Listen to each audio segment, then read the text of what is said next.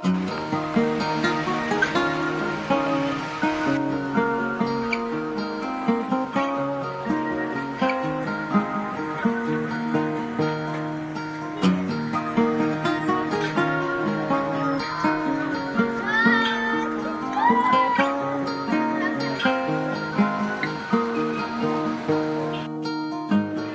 dahil si Gisnar Diaz Dalim, akong edad, 24 years old.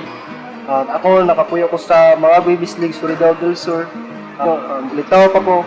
Kung nangyari ko diri sa Davao, ay gusto na akong makatabang sa akong pamilya. Wala na ko inahan o gamahan mo. Kung nakaundang ko kuan, senior college. Gusto ko na ako na makita na ko akong kapalaran. O isa pa, gusto ko na ako nga maka-eskwela. Wala lang ko nakahuman kay tungod sa kapito sa panahon, sa kalisod sa panahon.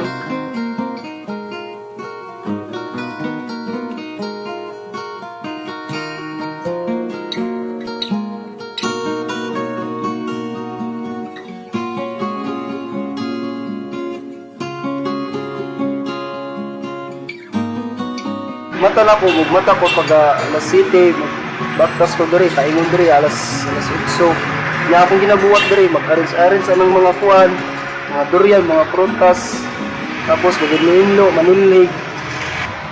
Speaking of kalisod, grabe kalisod mga itag trabaho, lalo na kung wala tay grado nga nahuman, kung hindi ka makahumag eskwela, makahuman, makatrabaho manggaling ka, pero tawa-tawa para po mabuhi ko na itong kaugalingon. Akong income is 1.5 ang bulan. So kanang income nako, nagapadala po ko sa akong magulang. Ang sa 1.5 dinapadala ko na ko ang kuan 1.2. Ang mabili sa kuha is 300 na lang.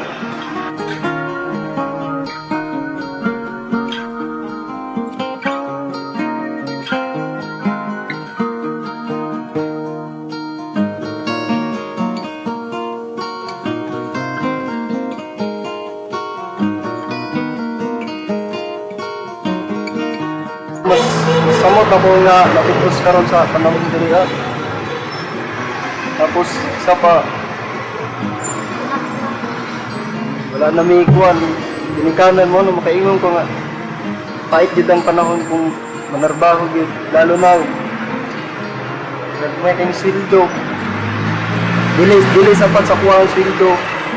Nga isa pa na ako yung ginasuportahan akong magulang. Kuwan sa panahon karon murag isod kay muuli kay sa may dili pa ko mabuhi kung dili ko maning kamot. Gustoon gyud ako nga maadto dito sa amoa magkuan, pero dili ko makabalik dahil dito kay isa pa mapasmo mang dito ya ako wala na mi gunitanan mo nang nani ko dito sa Davao para manimpad po na isa pa makita sa trabaho.